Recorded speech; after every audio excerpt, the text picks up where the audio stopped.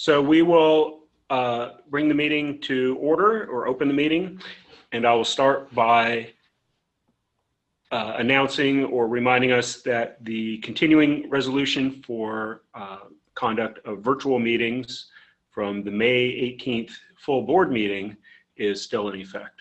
So we're operating under a virtual mode today. Okay, today's agenda, we are discussing two particular policies, and then we have a report from David and myself about sort of the ongoing initiative or idea of moving to a dedicated JMRL employee policy manual. So we'll start with the review of policy 1.6, unsolicited gifts of non-library materials. And David, are you able to put that existing document on the screen? Sure. So I wanted to ask, for kind of a opportunity to compare notes, if people have thought about this in advance or researched or a little bit the issues in general regarding nonprofit gift acceptances, or have people looked at other, existing policies? Kind of a quick, raise your hand if you have some thoughts or something in it that you've thought about in advance so far. Well, not to.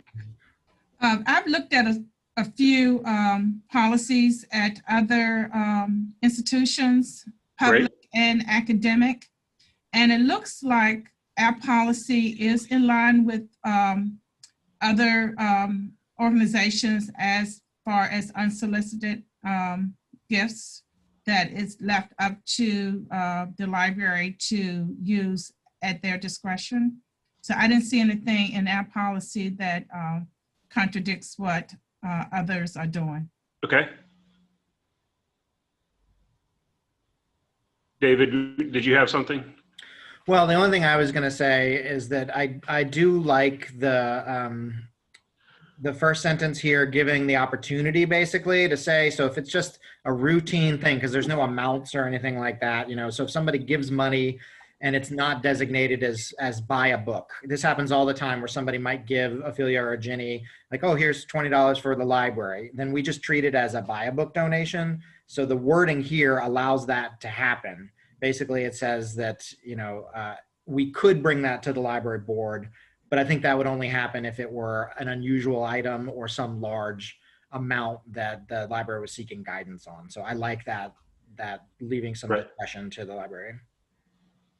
So the main thing, and I didn't get as far as I personally wanted to with some comparables, I definitely agree. I think David, with kind of something that underlies that, there should be some defined circumstances under which the staff can just accept what the gifts and go on. And so I'd like to see, but I think there are some cases where either the board or an attorney might need to get involved.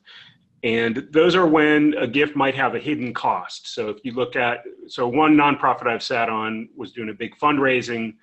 Actually, I didn't sit on this, but I was monitored this big fundraising effort that they were going through, and they had a sort of a fundraising professional said, well, you got to be careful about gifts that have hidden costs. And the example they gave was, well, someone donates a property to you, and it turns out that the property has, buried oil tanks, so that it's really a liability. It sounds like a gift. Yeah, we've got this great property we can do something with, but it's actually a liability because these hidden oil tanks had something to do.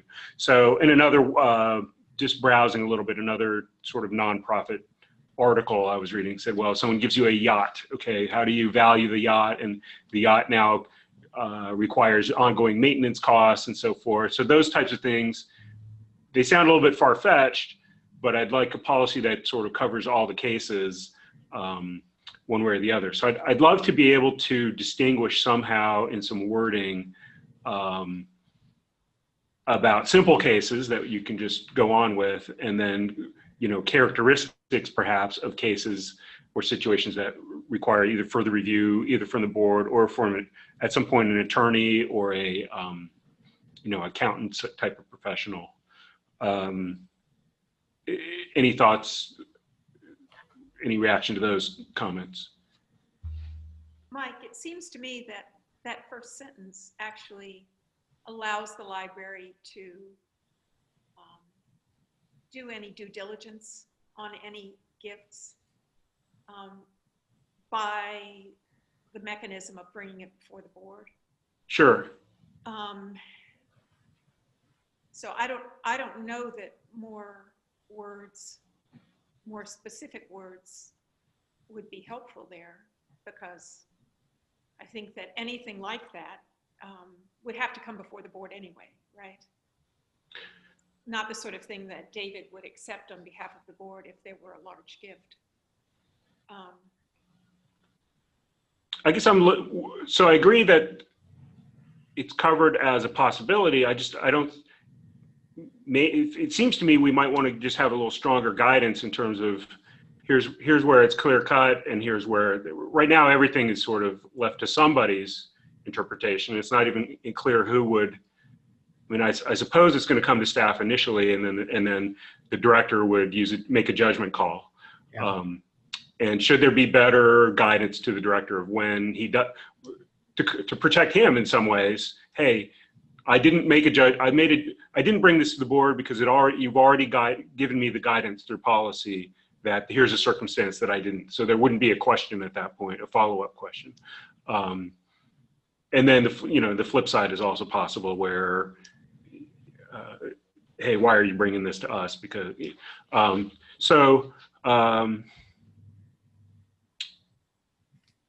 yeah, that would be my thought. But if I guess David, maybe you would be the primary person to weigh in, since this would be. Yeah, I think that the point I was going to make is the same one that Marcy just made. That I think that there's enough discretion there in that first line, where if there's a need for guidance, like clearly I am not, something large enough like property or something like that, I'm going to bring to the library board. I'm trying to think of examples that I've seen here of something that would maybe fit in here, like art. Art happens sometimes, like the big cardinal, Krista. Somebody gave a large cardinal sculpture to the Central Library for use as a display during a promotional event that we were having, and it stayed here for a long time. It was really nice and people loved it. And in the end, we ended up moving it along to another organization. The artist, we got the artist, we told her we were going to dispose of it. And that's what I like about this, the non-specificity, you know what I mean? Not being specific gives us avenues of, how we can dispose of something once its usefulness for us is gone. So whether that be, if it was a yacht or a piece of land, well, then it sounds like it could be sold by the library board if it becomes a liability or it's not something they want to take care of. But yeah, artwork seems to be the thing that we most often get given. We also have those large letters downstairs that spell out read, and I feel like that was a gift also. Yeah, there's a gift coming into Northside actually of like an origami display that's a big ball of origami together, and we went through quite a bit with the makers of it about like, well, where can you hang it? Is it safe? Is it, is the girder there structurally strong enough for this thing? But there was never, the question was basically between Lindsay and I, do we want this thing in the library here?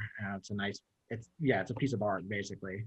And the answer was yes, it's a nice, pretty thing. And I don't think we would have brought that to the board unless there was some sort of question about like, can we accept an item of this value? Or is this a danger? It wouldn't have even gotten to that point. If there was any chance that it was fall on somebody's head, we just would have said no. And we also have the form that we have them sign when we kind of treated the gift here as if it were a exhibit or an art display. So, the form is signed off that if it does get damaged or falls or whatever, that, we're not responsible if something happens to it. So we can, and then getting rid of it was the big issue. The other situation, excuse me, this is Kathy. with the first sentence, it allows us as a board, if it comes to the point where we have to make a decision, that we have some room to be able to contact an attorney to have questions that we as a board might have, which the attorney may recommend that we accept or not accept. Is that my is my understanding clear? I think so. Yeah, I definitely agree that flexibility is in the first. Yeah. In terms of yeah, what which you can. makes it okay. Go on. I've run into several issues since I've been here with artwork that had been given prior to me coming here. And patrons are saying that, or the donor or the family of the donor saying it's supposed to be on a permanent display. And I mean, once we went through the renovation, I took that artwork down. And one day I did have the family come in and they kept walking around and they approached me and asked me what happened to the artwork that they had given that was supposed to be on a permanent display. And I told them I didn't have anything in my files to suggest that it was at the library's discretion as to whether to hold on to it or not. So I found one of them and I asked them if they wanted it back and she said, yes, I gave it back to her. And we do have the other policy if it's a portrait that covers portraits in the library. Well, I think that Ophelia uncovers another little possible loophole here. I would call that a restricted gift. If someone actually gave it, whether it's art or anything else, something, and there were some strings attached. So in this case, there was a claim that the restriction was that we're giving you this, but it has to remain on display. And so is that something we want to have guidance in advance? Hey, we don't accept restricted gifts. If we did that, then that would just cover, hey, either you've got it, and Ginny, I see your hand, either you've got to give it to us unrestricted or we can't accept it. You know, would that cover or help us in a situation like that? Go ahead, Ginny. You're on mute. Yeah, I think that's happened once at Green. So we had a substantial gift when our branch was built of the circulation desk was paid for by a donor, but there was a stipulation and there's nothing in writing. So it really is a little, I think if gifts are given with strings like that, that there ought to be something in writing because, for instance, when I leave Green sometime when I retire, the stipulation is that this certain group of books has to be highlighted, and these books are actually kind of considered, borderline in terms of are they good books anymore? And we're not really that thrilled about having those books on display, but I was here when it was donated, so I know that's a thing. But there is sometimes confusion with branch managers, even for small gifts. I knew of a branch that had a stuffed animal that was donated, and the person who gave it said it had to be kept in this like little suitcase where it was all squished up and it looked like it was imprisoned. It was really kind of upsetting to view it. And the manager, accepted it with that stipulation. And this may just be a training issue for managers, but I think that when someone gives a gift, unless it's a really substantial gift and we do provide for some sort of restriction, when a gift is given, it becomes the responsibility of the library to decide what to do with it. Well, and I'd like to see that in a policy. Well, it does say that. Yeah, can I make a point here, Mike? It says undesignated, though. It says once accepted, the gifts become the property of the library. So I think that covers that. And I think both the situations that we're hearing from the branch managers about are tied in with fundraising, which is that's a different, in my mind, a different beast. And Marcy and I are well aware of going through this with Nelson right now too. That in both those cases, there was an outside group doing fundraising for the library and they may have overextended, what they could promise or not. I shouldn't say that. I don't know the circumstances, but at some point somebody accepted a gift in order to get to a greater end there. And in my mind, that's not an unsolicited gift. that's something different that the library and the fundraising group are working on together. And yes, we do need good documentation about that. And I would also agree with Ginny that when we're accepting those types of things, we don't want some sort of blanket, this monkey in the suitcase is going to live here forever. You know, we would want some sort of until we need to move it, or until the monkey falls apart, or and Ophelia, I think I know what you're talking about, some of the things there that we've moved around since the renovation. I'm not sure if this policy is the place for it, or if this policy needs to be scrapped or molded in with a bigger gifts of non-library materials. I think this one as is pretty good, but there are other issues that we should consider as we're discussing it. And those issues being, Well, the restrictions in general. Yeah, restrictions, and then these solicited gifts. You know, as Krista mentioned, the portraits. There's some specific policy language about what portraits can and can't be of, but do we have any language about plaques for gift giving? You know, can we have, if somebody gives a gift for a collection, there's no guidance really on, and again, something happens, Ginny retires in 20 years, somebody else comes in and says, oh, I want to get rid of this plaque here that says, thanks to David Plunkett for his generous gift. And there's no real, right now, I don't think we have a mechanism to either preserve that and say, no, this is permanent, or to say, yes, this is only going to be here for 10 years, 20 years, whatever it might be. Yeah, because furnishings change and locations of things change, and the plaque, we have those plaques all over Green, and in some cases they're not really appropriate where they are anymore because locations have changed. So no one has complained about anything we've done, but I know when we talked to some groups about fundraising for Nelson, the larger organizations it was their expectation that there would be a time frame for naming rights type gifts, you know, that it would only be for 10 years or 15 years.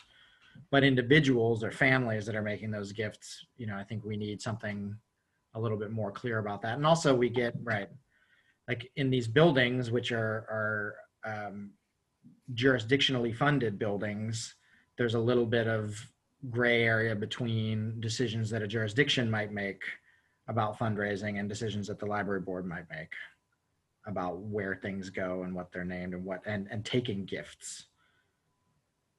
I think this policy as is for unsolicited gifts is pretty good. I think we need to think about solicited gifts.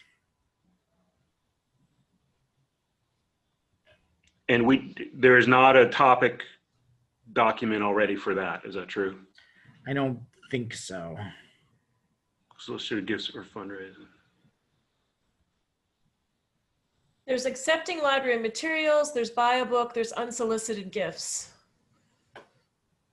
Yeah, and just to be clear, everything we're talking about is not, I mean, a library material I think of as a book or a DVD, or I think I suppose the digital assets could be a thing, but I don't think they really are today. And we're talking about other types of gifts. All right. One last point, Mike. Go ahead. This policy also addresses money, gifts of money.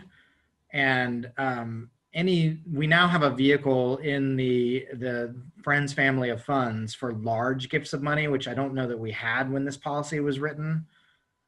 So if somebody were to come and say, you know, I want to give $1 million to the library, obviously the board would be involved in that, but it wouldn't come to JMRL because we have restrictions on our operational spending every year. It would go to the endowment fund, and that's written into our regional agreement that, you know, that funds can be put into an endowment fund, but it's not necessarily written in policy anywhere. And I don't know if that's worth updating this just to make mention of the tool that wasn't there at the time. But if we're going to open this and add something, I'd like to add that. I mean, that circumstance definitely seems to fall under this topic to me. Yeah, in general, I'm in favor of more clear guidance. If you get too specific, then you run the risk of being, you know, something becoming no longer applicable over time. But what would be, David, in your mind, a threshold where it wouldn't go straight to the library? Because of course, if it goes to the Friends, that's not the library anymore, and we don't have full control over that. I mean, obviously, we work closely with the Friends. What would be, in your mind, sort of a threshold? If someone shows, I think you have said if somebody gives us $20 a pop, we buy a book with it. Okay, so clearly there's a threshold somewhere. What would that? How would you characterize that?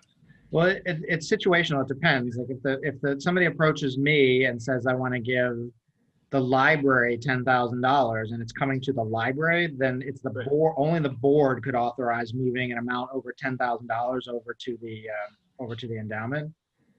Because of what? Because there's language, I think, in our bylaws about that's the limit on what I can spend. $10,000 without board approval. So I'm assuming that we would treat it kind of like an expenditure. If somebody gave the library $20,000, I couldn't just move $20,000 without going to the board and saying, hey, I want to move $20,000.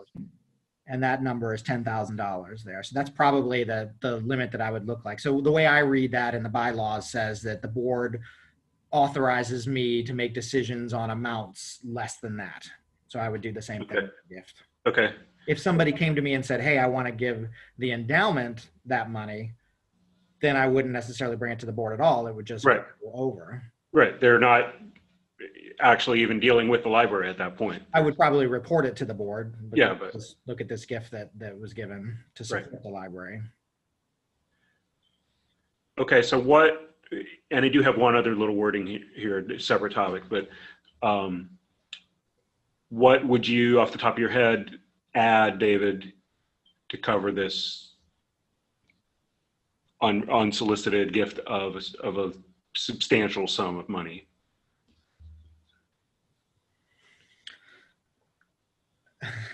After having said that, I think it's good as it is, and I don't know that we need to change anything. I guess what I would do is remove of money from the first sentence so that it just reads, the acceptance of unsolicited gifts of non-library materials may be subject to approval by the library board of trustees, and then add a sentence clarifying that to say the acceptance of unsolicited gifts of money over $10,000 may be moved to the Friends of the Library family of funds, something like that.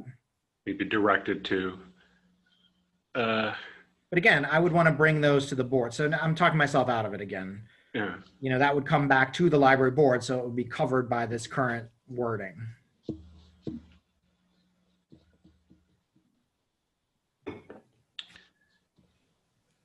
Okay. I mean, I'm still not.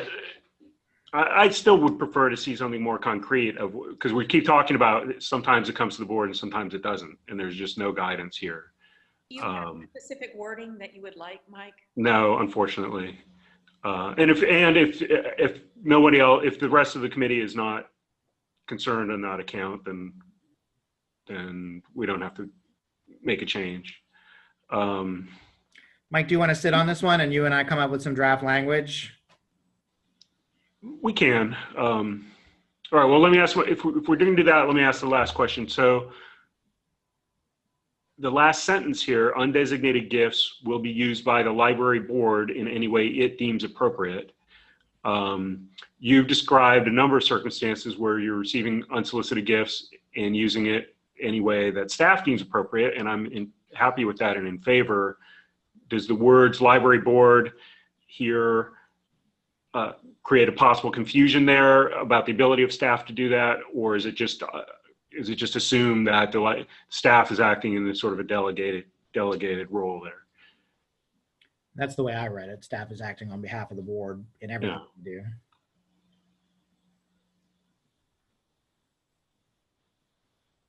But if we were going to go chop it up some, I would probably remove board and just say will be used by the library in any way. Right. And then it's I think okay. that is probably the best solution there, don't you think? Just say library. Yeah, I would agree with that.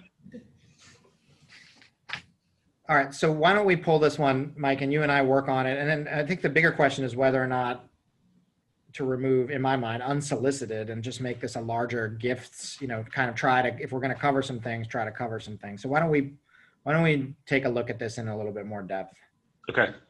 So if we're talking about gifts, then gifts in general, then we start talking about some of these restrictions and plaques and timing and Yeah, I yeah, mean, which I'm, if those are the things that we need guidance on, then we should probably look at it at I least. mean, I feel like I'm seeing from the staff that are here some nodding, hey, I wish I had a little more coverage on some of that. So if that's the case, then yeah, let's pop it open and try and add those. Okay, so that's our action for this one, is we'll bring it back probably at the next meeting. Okay, David, can you pull up printing and copying? And I haven't looked at this at all, so David, I'm going to have to ask you to analyze it for us and tell us what we might need differently. So my only thought about this, and maybe Krista or Jenny can weigh in with some institutional knowledge, is why do we need this at all, basically? Like, it seems like most of this could be covered under the board's fines and fees schedule, which they review annually in the spring.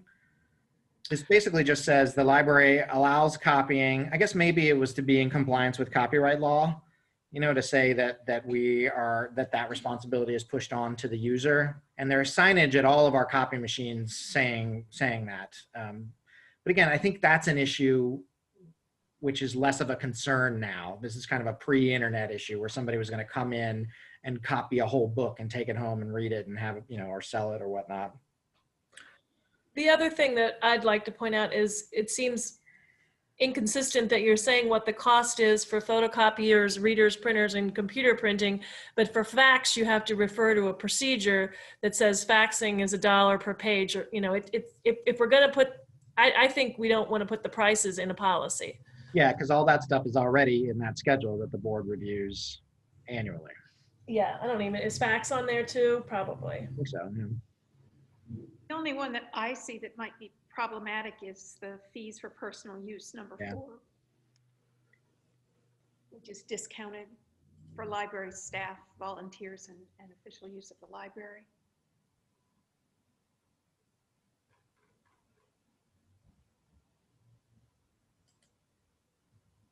Do you think that library staff have a strong feeling about this, library managers? I mean, we say on the website, you know, a lot of these fines and fees already.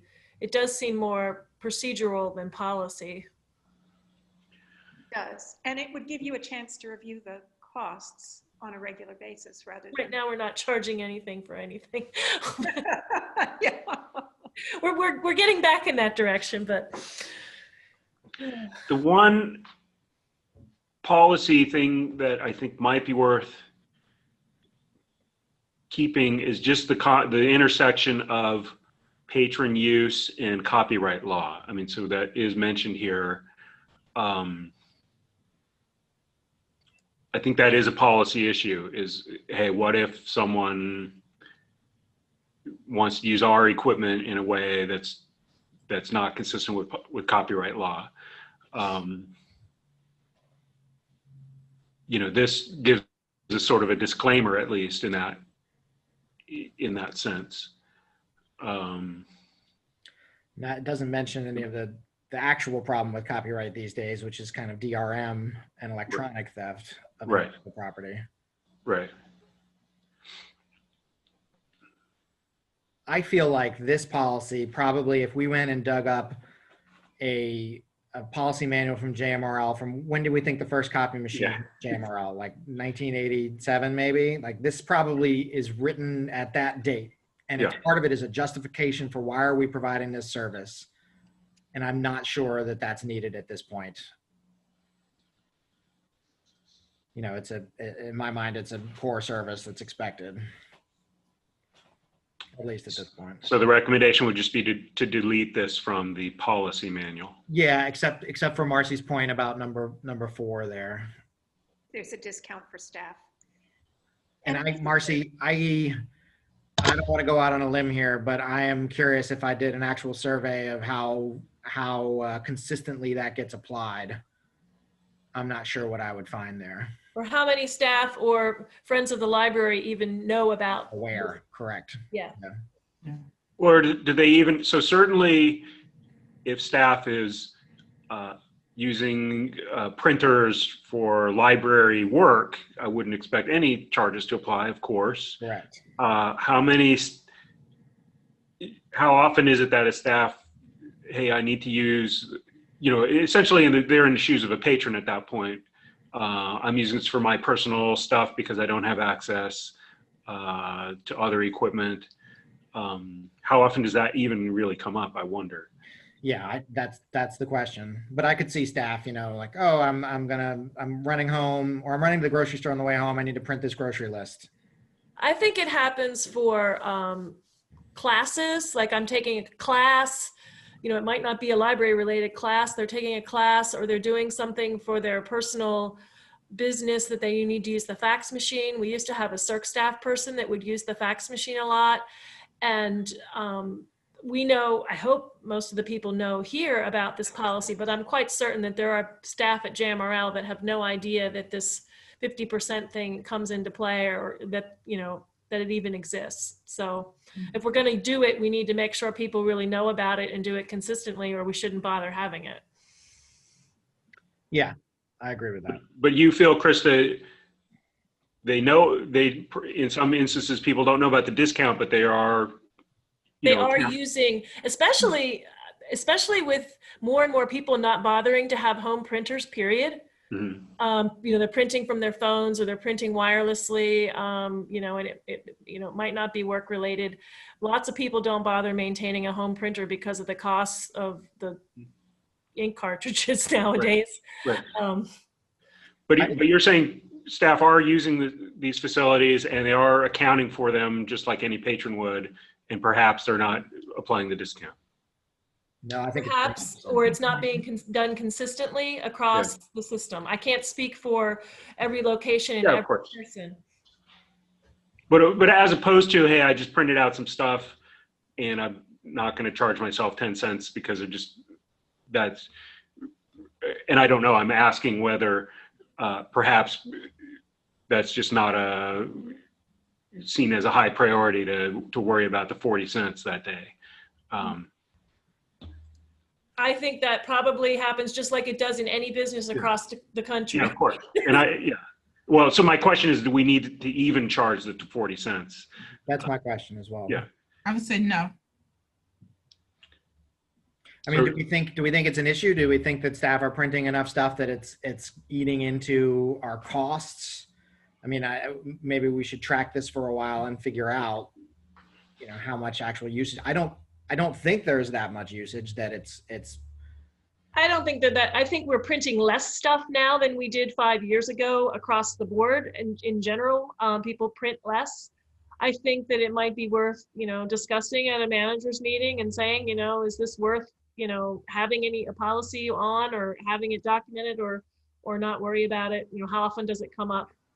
I remember when it came up here, and the person would, ask for a receipt to pay at the circ desk because they were faxing something for personal business. And it was typically 1 or 2 staff members that this would routinely, be what they would do. It looks like Ginny has the same situation.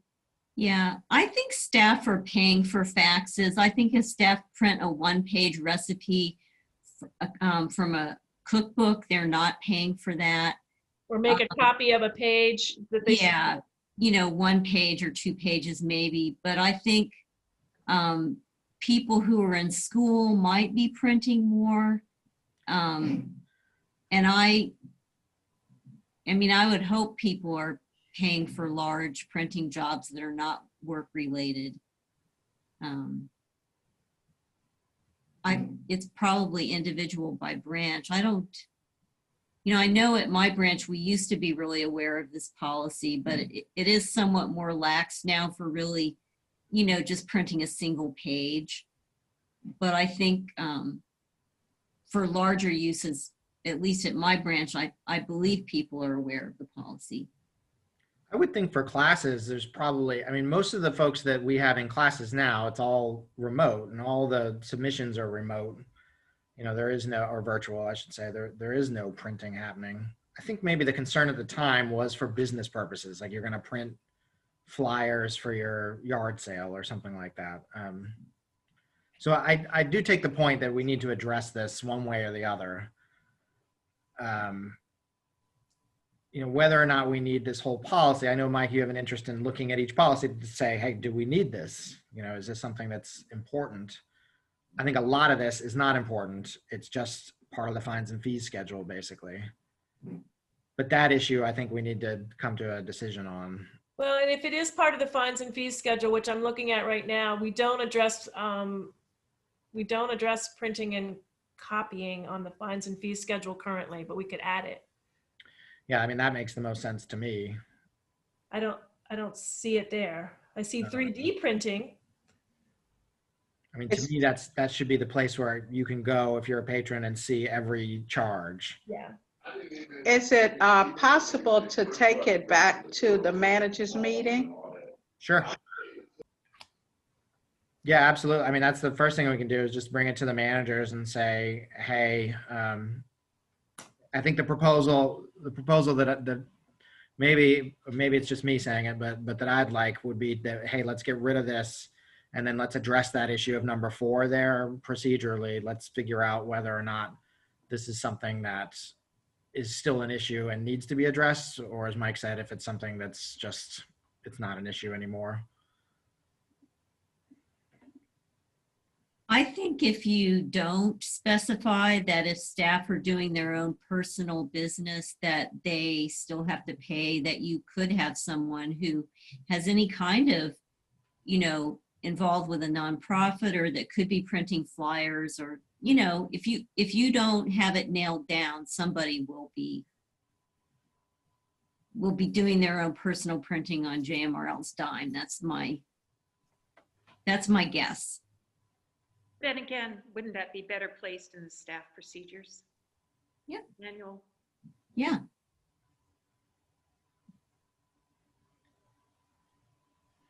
I guess if we were going to keep this policy, what I would suggest is removing or consolidating numbers 1, 2, and 3 there to say charges are updated annually and the board's fines and fees Refer schedule. to this policy, yeah. So I would say,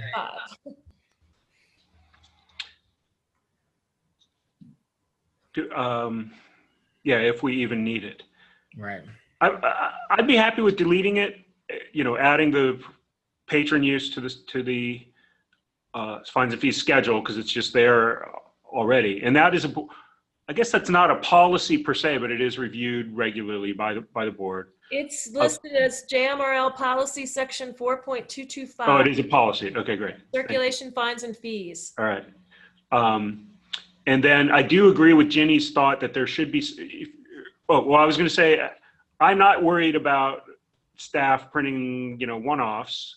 And I think it's probably just more trouble for everyone to deal with that. I do think there should be some limit, because if there's not a limit, there's always a possibility for some sort of abuse. So perhaps in procedure, staff have a monthly, staff use under a certain amount, and just state what it is, 10 pages a month or 30 pages a month will be gratis and otherwise covered by the printing, the printing and copying schedule. I would suggest something along those lines. And I think that as long as we're addressing this, we also need to talk to the Friends to find out what their use is. I think they have their own equipment at this point. I don't believe that they're making mass copies. And again, they're not flyering the way that they used to flyer. Right. Not because of COVID, but just because of the changes in the world. But yeah, part of that same discussion is to talk to the Friends and make sure that they're aware of whatever that procedure would be. Okay, so what is just to try and keep moving on, what is our immediate step regarding this topic? Immediate next step?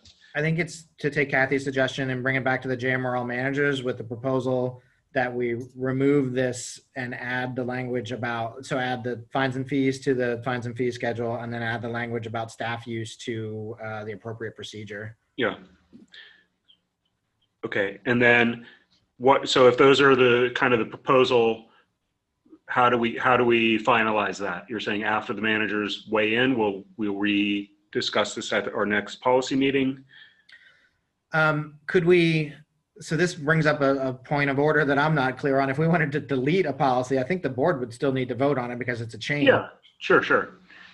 So yeah, ultimately the board is going to vote on, but I'm just saying in terms of finalizing a proposal from this committee for the board. could we potentially do a reading for the board today where the reading is, here's the existing, and the proposal is that we remove this and make it part of fines and fees and then part of procedure, and then the board can vote on that next month as long as there's nothing from the managers that says, hey, we need to review this? Procedurally, that would work. Or in 2 months, it doesn't, you know. Yeah, in the case where we are, where the manager meeting, the outcome is for some reason, no, we don't want to do it exactly that way, then we've sort of taken the first step with the board. And that, to me, that's a little bit of confusion. Okay, do you want to hold it and do a first reading in November then for the board?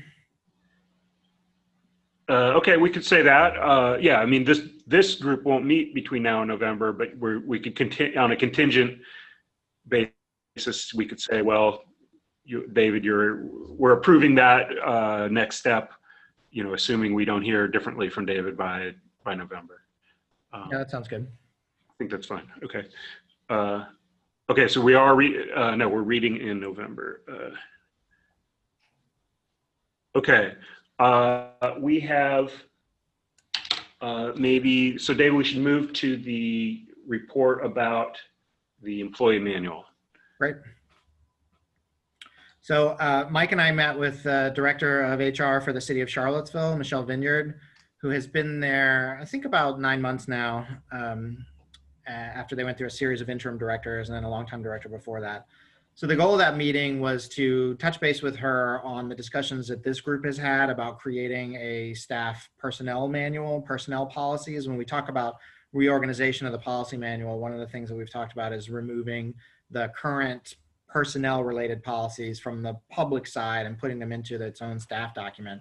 This kind of touches on a few things. One of them is the administrative services agreement that JMRL has with the City of Charlottesville, in which JMRL pays a fee annually for services. And one of those is HR related, in which they would enforce their policy manual for JMRL on our behalf to our employees, except where things are specifically laid out in a personnel policy manual on JMRL's side as being different from them.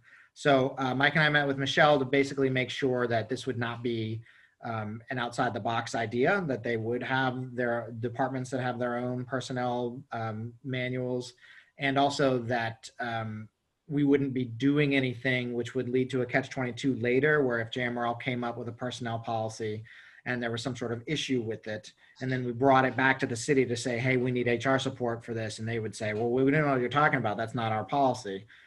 Michelle was great about it and basically said that they do have departments that create what she called SOPs, standard operating procedures. So they're not actually policy at the City of Charlottesville, they're procedures. She said largely this is for their emergency services departments, where they have, the fire department needs its own procedures that are very specific to them, the police department, things like that. But that she does believe that there are some with other public facing departments that they have. So all in all, I think it was a productive meeting, and the takeaway was that the city doesn't have a problem with us moving in this direction as long as we keep communication open and we let them know, here's our policy, so that they could look at them and say, well, actually that one's going to create a problem because if somebody does this, then you're going to get sued or whatever it might be.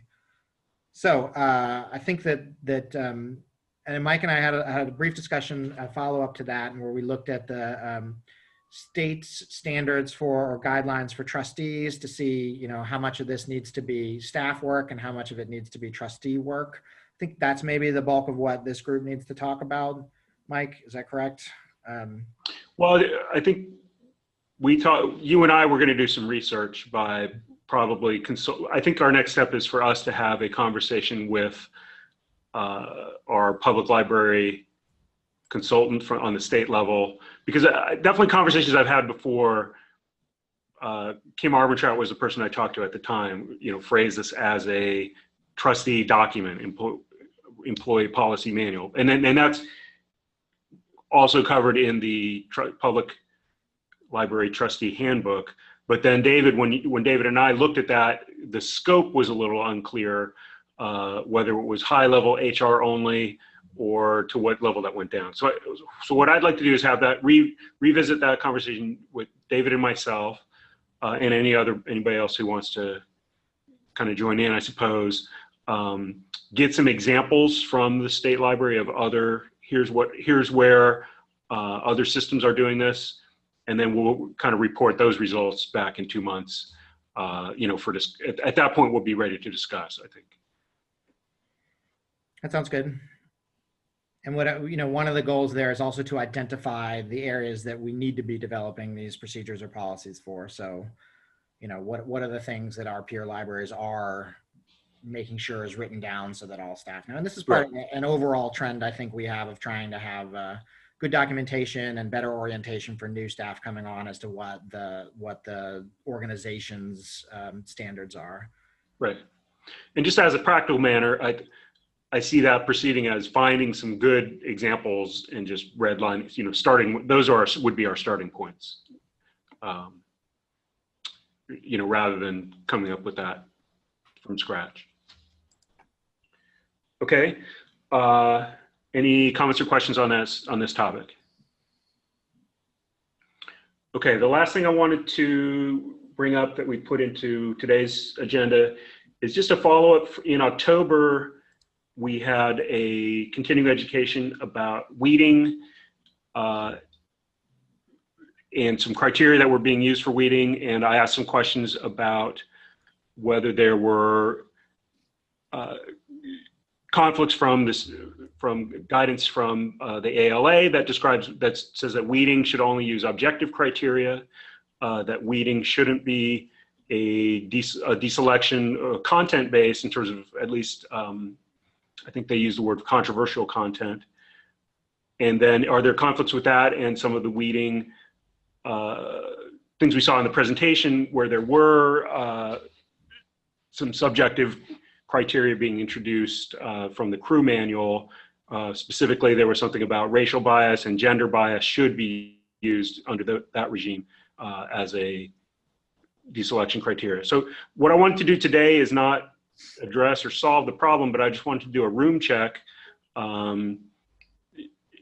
Do other people think that this is worth discussing as a policy topic, or do we think that there's just no conflicts? I mean, to me, my goal, high level goal, is to make sure there's never if there's enough vagueness between what you're doing and what you say you're going to be doing that someone can claim you're not doing what you said you're going to do, then you're asking for, you know, you're setting yourself up for possible problems down the road. So that's sort of one of the perspectives from which I brought up some of the questions I had. But let's do a room check. I see Jenny raising her hand, so go ahead. Yeah, I don't think that the crew manual specifically addresses racial stereotypes or problems like that. It addresses outdated and antiquated material, but I really don't think that wording is in there. So I want to give everybody a chance, and Ginny, I haven't read the crew manual at all, but in the presentation, the slides that we were presented with, there was a specific call out section that sort of talked about those criteria. I haven't seen it. Yeah, so I'm just going off of what was on the slide. Yeah. I think there is something that Angela has used in that specific scenario that they used in order to make a decision about moving content that had imagery, basically, away from an area where it was going to be discovered by a child without having guidance there. So they moved it to an area where there would be guidance needed. So Ginny, I think there is something specific there. I don't have it off the top of my head either. I mean, I think Angela's work in this area has been really in-depth and diligent and follows current thinking in that we want to put materials in context. That's what she said. I really appreciate her leader on this issue and leadership. And I think that JMRL has been really, really conservative so far as in terms of what's been looked at. I think it's really been small numbers of things there. I think we've been going very slowly in this area because yeah. So I would just react that if we're talking about moving and contextualizing, I think those are good things to do, but those aren't weeding. So it's not what I'm those are different topics from what I'm asking about, which is the weeding policy itself. And so, which current, and I guess I pointed out the other way, the weeding policy right now lists a number of criteria. None of them are content-based. They're all objective, which does match sort of that one ALA guideline. And so if we needed to have any sort of content-based criteria, I would suggest that we should talk about adding that again, so that we don't have any potential conflict between what we may end up doing or needing to do and what policy says. But again, if I'm the only one that thinks that there's a potential gap there, then we don't need to move forward. Again, this is a room check. Whether this is a topic we should put more, put more dedicated time into. Also, I think one of our guidelines for Meredith and I'm not sure, absolutely sure this is in her manual that she wrote, but it also says that staff are not to weed items that are heavily used, that, you would replace those items, but you don't remove items from your collection that are, clearly in demand by the public. Right. And I think that criteria is part of I don't have it in front of me, but again, that's not a subjective, that's an objective thing. You can document this got checked out X number of times in the last couple of months. Marcia, in particular, I know that you were part of that discussion. Did you have any lean one way or the other? Well, I didn't have any warning that we were going to talk about this, Mike, so I haven't given it a lot of thought. Okay. Well, again, today I just want to ask, from what you've heard so far, is it worth talking about more, or am I sort of finding too many? Am I finding too many things to nitpick as far as possible conflicts? And I would ask. Go ahead. I'd actually like to talk with the staff at our branch a little bit. We just apparently underwent a huge weeding over the summer here. And I wanted to get a better idea about how that was actually managed so that I understand what's being done. Mm-hmm. I think if we understand what's actually being done, it makes it a lot easier to decide whether we have a potential problem. Sure. So maybe having a chance to talk with some of the managers or some of the staff that's responsible for the collection. I don't know, David, what do you think? Well, I think that gets into a fine line too about procedure versus policy there, Marcy. I think we have very well documented weeding procedures. I think they have been really worked on in the last 5 years or so. I think that in Nelson, that was a very unique situation where we're preparing to open a new collection there. So things happen in an aggressive timeline. Mike, I think in this specific situation that we're talking about, that presentation was about, it was contextualization. That book was not weeded. It is still at the library. Right. So I personally believe that our current procedures and policies for collection development are excellent. We give presentations on them at VLA. We provide guidance to other libraries about how to do these things. You can collect lots of data and make this as objective as possible. It's impossible to entirely remove subjectivity, but we do our dangest to make sure that these are not objective decisions, that we give staff criteria in order to do these. I think that what we could be asking for, Marcy, is a broad CE, like maybe more than a 10-minute thing, but have Meredith come in and talk about the regional big picture, and then a manager or two come in and talk about specifics. But I would say that we are in good shape with our current procedures there, and it's mostly procedure, not policy. That's my opinion. Ophelia. One thing that I found with while we were going through weeding, a lot of their African-American books have very low circulation, and most of the books look like they're brand new.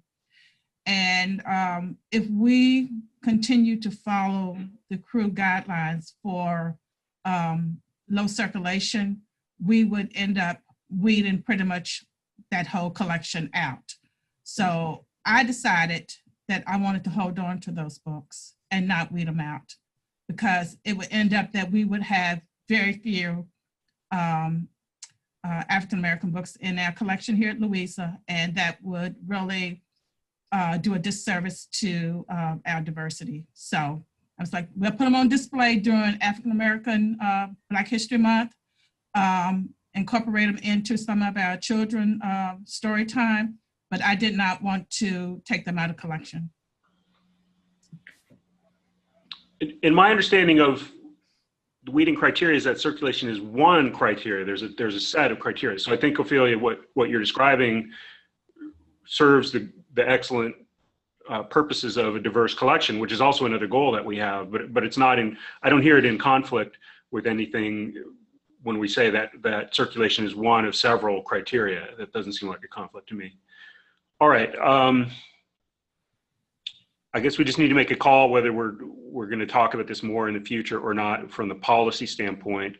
I think I'm not hearing a concern that there, especially with David's input, that we have a potential gap between what the written policy today says and what we're doing or need support to be able to do. So I think having taken this room check, I'm not hearing a consensus that would say, yeah, let's talk about this a lot at a future date. Go ahead, Ginny. Yeah, Mike, our weeding procedures have, in my mind, undergone a huge leap forward with the use of the crew manual.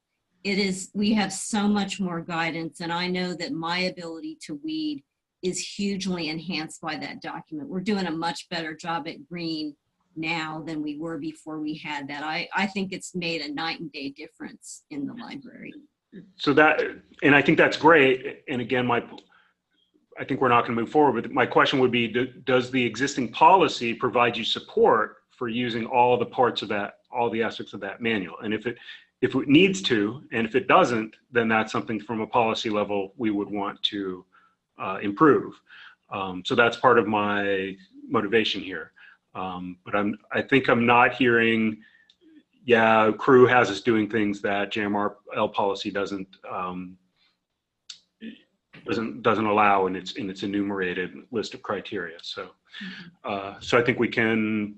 So thank you for the room check, and I think we can table that for as a topic for future. I'm sorry. Dispose of that as a topic that is not needed for future discussion. All right, we need to close this meeting, and so unless there's any quick last minute topics, we'll reconvene in 2 months. Go ahead, David.